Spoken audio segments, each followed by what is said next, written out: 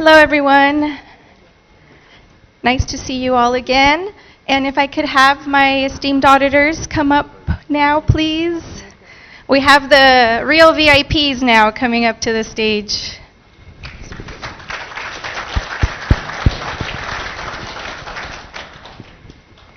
And as they make their way up here, I just wanted to mention that they helped me do the math, and together we have close to 100 years of auditing experience. And it's great for me to include myself in that. I did start my career as an auditor, 2002, unless Greg corrects me. And it's a really great honor to be up here with them, and they're going to talk a little bit about their experiences as we gather here to tell you about the auditor experience. And so for the next 29, 35, 34 seconds, we're going to be with you. I do want to go quickly because we want to make sure that everybody has a chance to share their experience, but I wanted to say that we hope to make this an annual thing.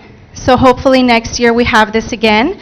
I really think it's important to have the auditor voice, and so if any of you are interested, please make sure to contact me, and I'll make sure to save your name for next year, so you're up here. But with that said, I also wanted to say a quick thank you to the member firms that have allowed us to borrow their people for today to be here with us. And so with that, we'll get started. We'll start with Tuan, yes, and quick introductions. Okay, hello everyone. My name is Nguyen Tuan, and currently I'm working for BV. And my position now is lead auditor and CSR assistant manager for Vietnam and Cambodia. And I'm working with social compliance around 14 years. And nice to talk with you today. Hello. Hi everyone, my name is Ambar Valles. I'm the program manager for Jewelry and Precious Metals programs at SCS Global Services. SCS is a third-party service provider. We do audit certifications and assurance engagements.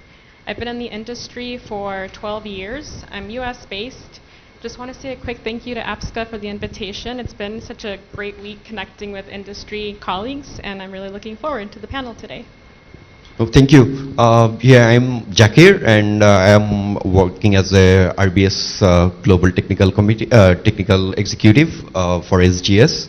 And here today, I just welcome everyone for our session. And I am working for SGS for around 9 years, and as a panelist, and I will share my experience as an auditor journey. Thank you. Hi everyone, I'm Kelvin Ho from Hong Kong.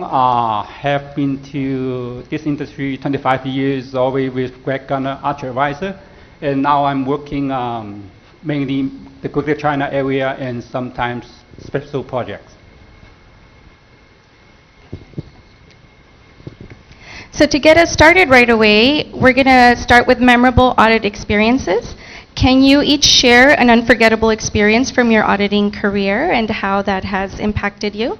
And I know some of them may be positive or negative. That's okay, just a learning experience you have.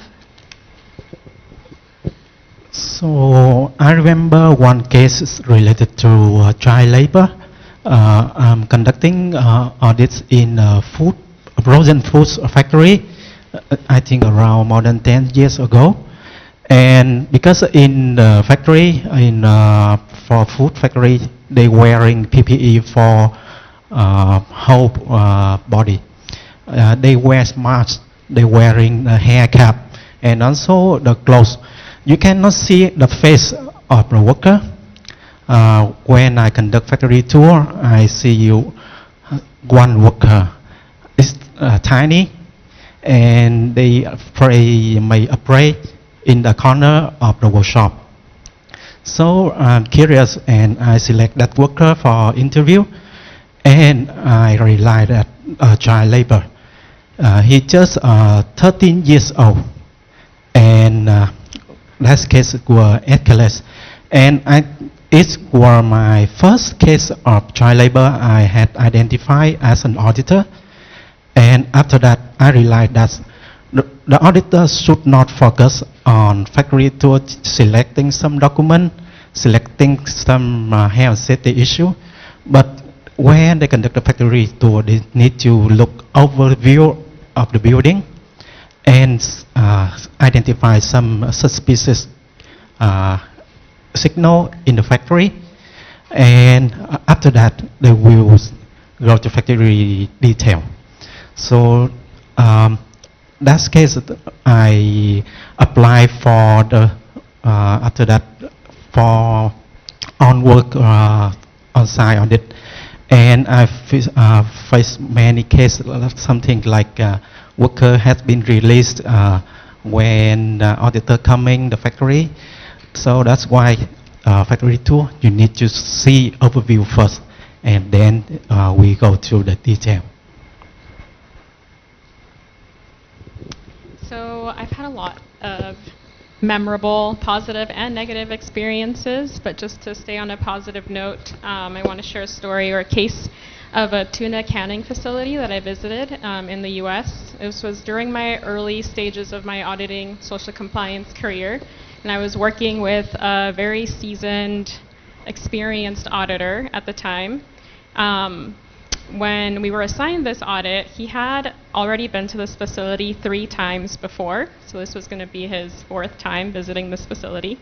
So he had a lot to share with me just to prepare me about, what potential things we're going to be seeing, what things we're going to have to follow up on, and a lot of that was health and safety issues or health and safety concerns. The reason this made it memorable for me is because it was the first time I was seeing a lot of issues with employee injuries as well as fatalities occurring at the facility.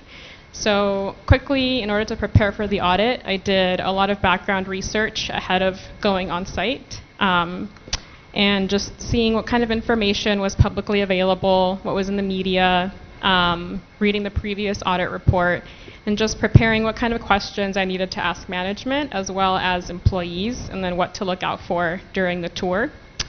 So the audit day comes, and when we get there, the opening meeting, immediately, the CEO and management in the office or in the room quickly kind of took over and just started saying, we acknowledge we've had a lot of safety and health and safety issues within the last few years at our facility. These are some of the things that we've implemented since, and one of the things that really stood out to me is that they kind of took big acknowledgement of these issues, and they also changed not just employee training, not just resources available to employees, but they also changed management. So they fired a lot of upper management that had been involved with some of these serious cases before, and they implemented new management members that were committed to health and safety. So that was something different for me to see, and I would say that throughout my auditing career, really, you don't see change happening unless there's actual management commitment from the facility. Okay, thank you. So just before going to my story, I am just telling with you, just sharing one of my experience regarding the why I came to the social auditing. So all of you know about the incident of Rana Plaza. So I was the graduate student of and my campus was very nearby of the incident place.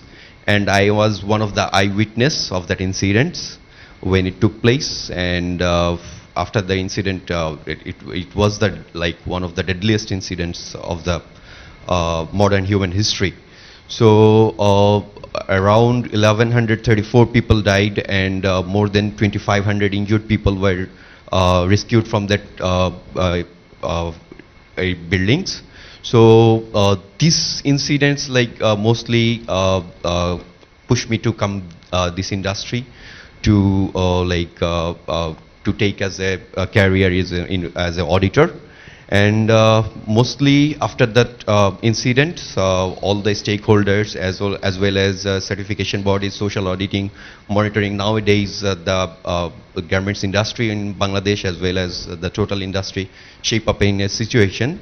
So this is one of the inspiration of the coming me for this industry.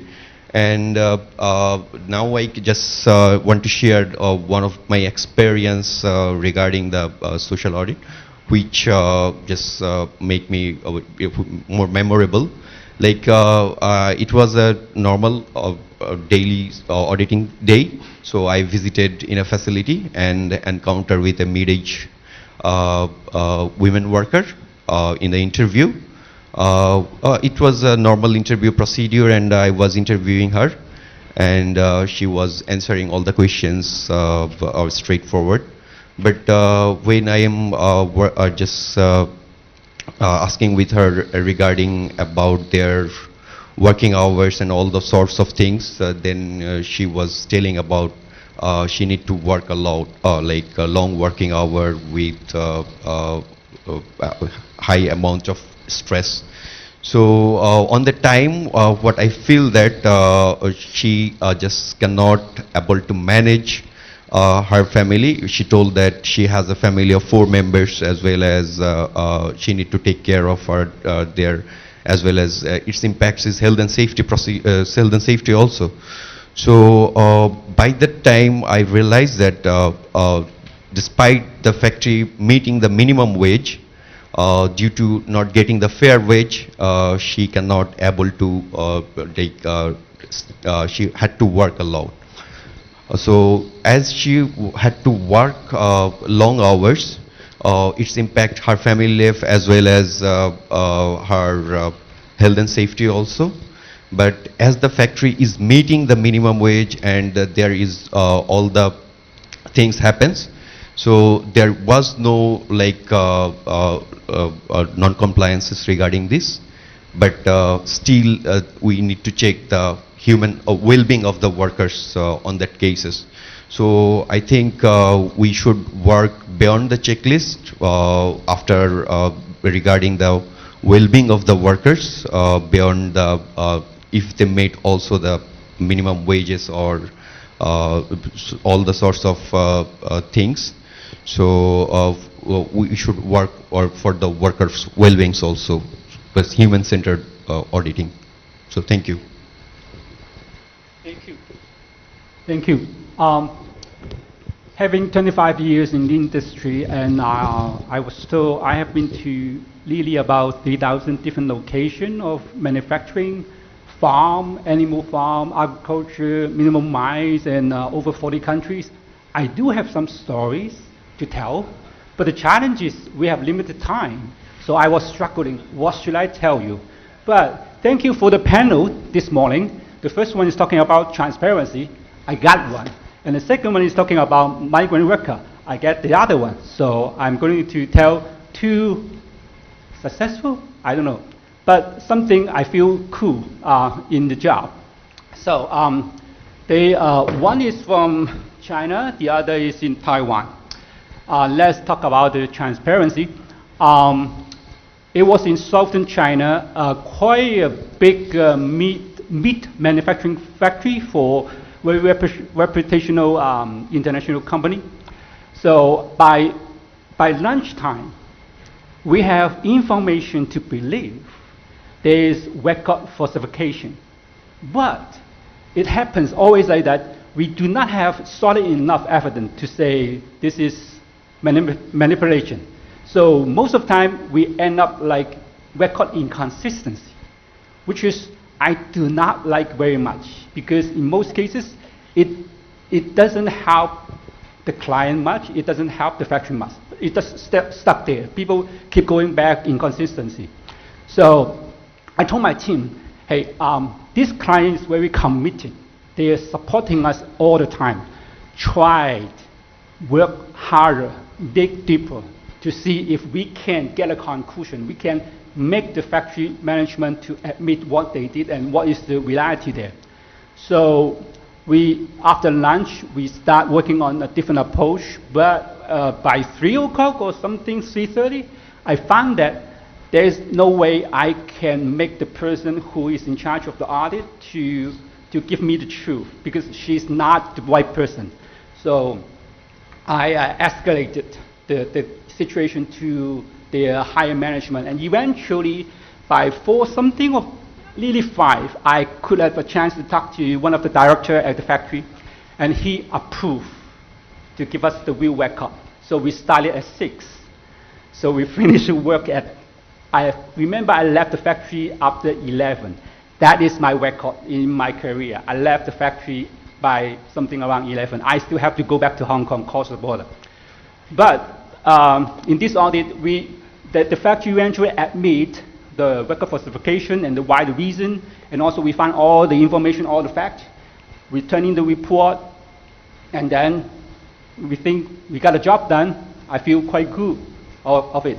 And then next year, when we go back to the annual audit, we see the same face in the open meeting. We see the same face. That means nobody get fired because of the last audit.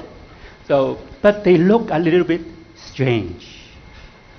In their eyes, it's like anger, disappointment, or what?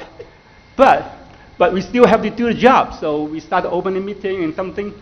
So quickly, I found that because the audit we did last year, all of them, every of them, more than 10 people, they got punishment after that. So all of them, their annual bonus was taken away because they failed the audit. So it was a huge amount for them because I heard this up to like 6 months of salary. So I felt bad. I really felt bad, but this is my job. So I just keep doing the audit. And in the morning, there's a moment that the chief representative of the auditing team have a chance to have a private conversation with me and say, hey, Kelvin, you know what? I really have to say thank you to what you have done to us last year. And I would say, no, you're kidding. You're trying to embarrass me or what?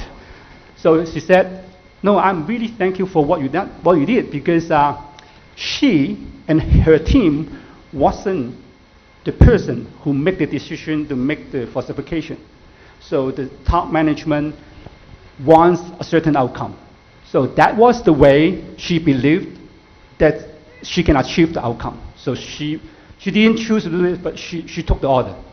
But because of what we found last year and showed it to the client, and the client eventually talked to the top management have to face the reality. And eventually, they approve a new budget to hire enough manpower with the proper skill to do the job, so they do not have to do anything, to hide anything. So she thanks me because in the previous year, every time when she knew the audit is coming, there's a week or 2 weeks, she has to start making all this falsification and also preparing the employee to answer questions, all this extra work, and also she feels bad about herself doing all these things. So she couldn't sleep for a week or 2 weeks something. But now she said, I can sleep very well because every day I don't have to do anything to hide anything. So that's why she thanked us. So when I look at this case, I think this is a real win-win-win-win-win situations. Because what we have done, we have done the job that the client want us to do. So we help them to manage the risks. And then we help the factory management, the top management, to realize what they are, and they move on. We also help the people at the factory doing in charge of audit to save their trouble. Workers get what they should have as per the law and something. So I get my job done and with a satisfaction. So everybody is happy at the end of the audit. But I have to finish my job after 11 on that day without extra pay. So that's one of the kind of like a successful story I would like to share about transparency. We'll do the other question first. Let's go to the other question first, and then your second story after. No problem. Yeah. Yeah, go ahead.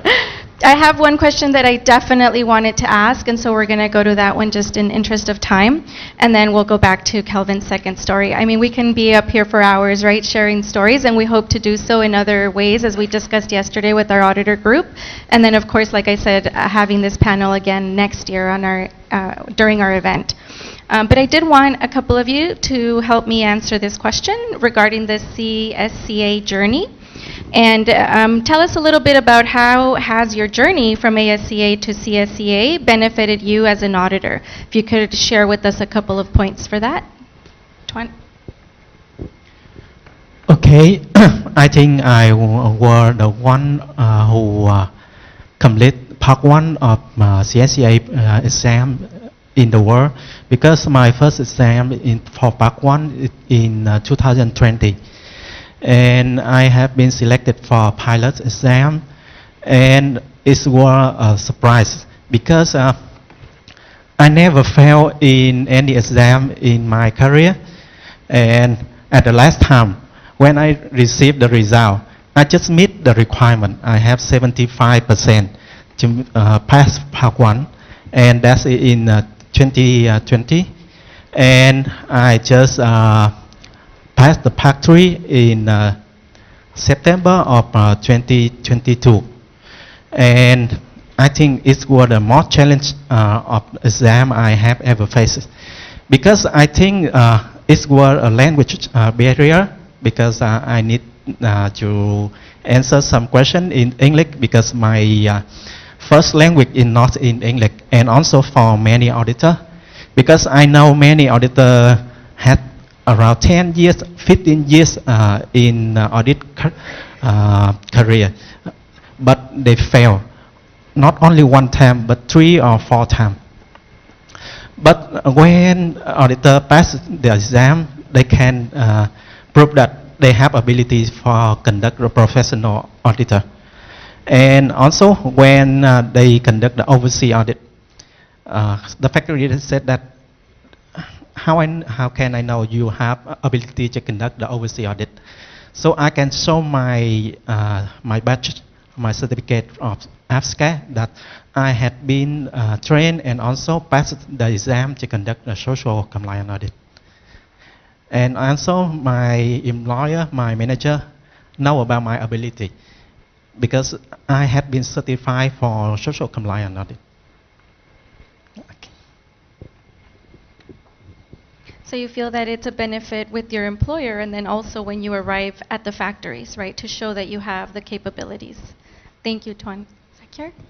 Yeah, so it's good. For my part, it is quite interesting, because when it start to APSCA taking exam in 2019, and few of my colleagues take first attempt and they failed. 4 or 5 more colleagues take exam and they failed 1, 2, or 3 attempts. Then my manager told me, okay, now this time, yeah, you take preparation and ready for that first attempt, so because all of them are failing. And then I took the challenge and for part 1, and I have passed for first attempt. And at that time I passed, and by this time all the auditors are then becoming passing the and for second and third part I really had to struggle, because I have to take several attempts for part 2 and part 3. But at last I become successful, and for part 2 and part 3. So I feel it's the journey from ASCA to CSCA is very much transformative for as well as professionally and personally both. And because for professionally we get a credential, as well as for personally, I think it's enhance our knowledge for different schemes, because we need to read, we need to learn different standards, schemes, as well as is deepened our knowledge on regarding these schemes and all the standards. And for skills developments, like I told you that I am telling you that it enhanced the skills of auditor for handling complex situation, because there are so many scenarios for part 2 exams, handling complex scenario, and analytical ability of the auditors, how to you dig out, how to you identify non-compliance, as well as effective communication, what we say, like how you communicate with the factory management, as well as the communication of findings.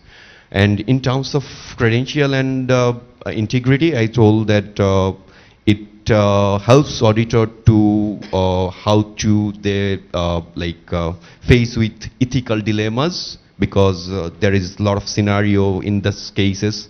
Auditor need to learn and how to solve these ethical dilemmas during the audits they face daily life, and it helps to enhance their these ways.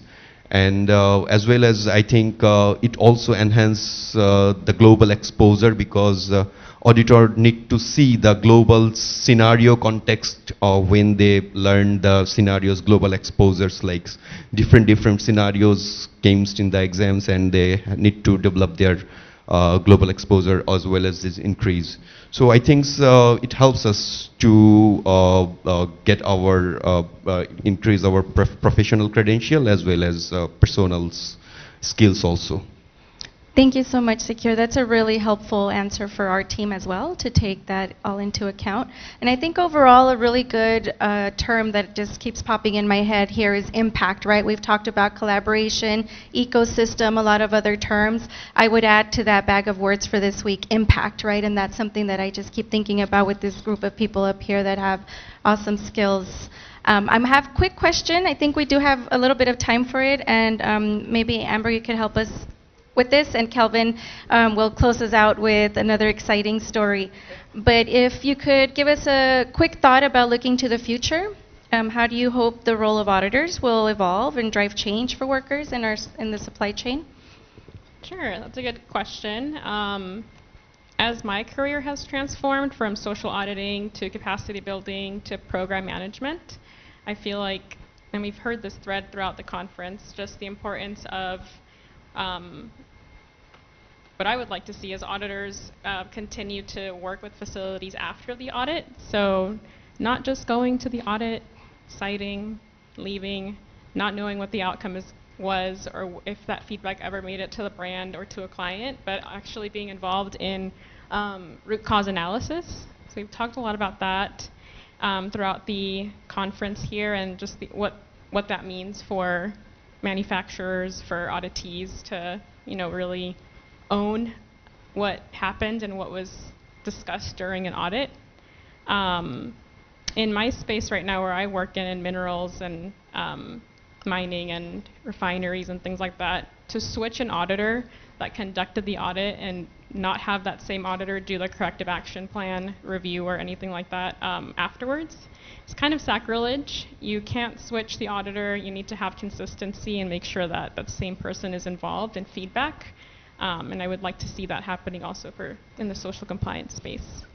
Thank you, Amber. And I think this is also another topic we could also explore maybe at the next event, right? Like, what are the paths for careers for auditors? We can also spend a lot of time on that, and a whole world is out there for advancement for auditors in their career. So, Kelvin, 3 minutes. Another story, I will wrap it up. Thank you. I do my best. The other story is about the migrant worker.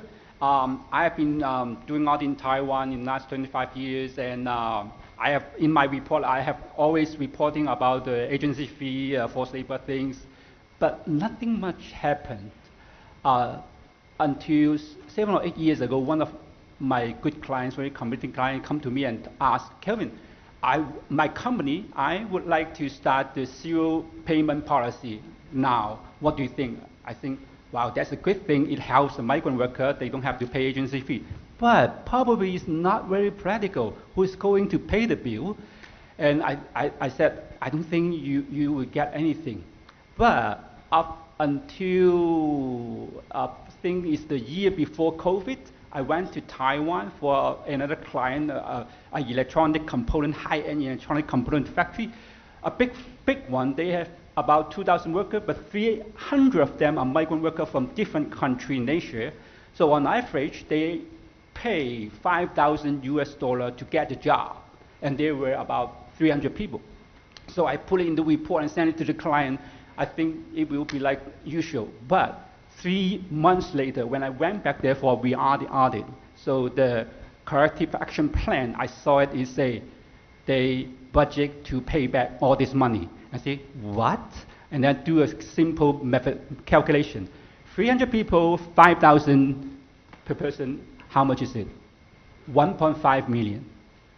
But what is even better, same month, I went to another factory for the same client. They have the same situation, but they have only 250 migrant workers, also about 500 per person. So that is another a million something. So suddenly, I found that as a social compliance auditor, I am so powerful. Just a word from my mouth, less than 200 words in my report, I make 3 million, or nearly 3 million US dollar, back to about 550 workers. That means 550 family in their, back there in their country benefit from what I just said. So that is a good story to share. We can make a change. Amazing. I think that's a great way to close us out, so I'll leave it there. Another applause. I think another one. Thank you so much.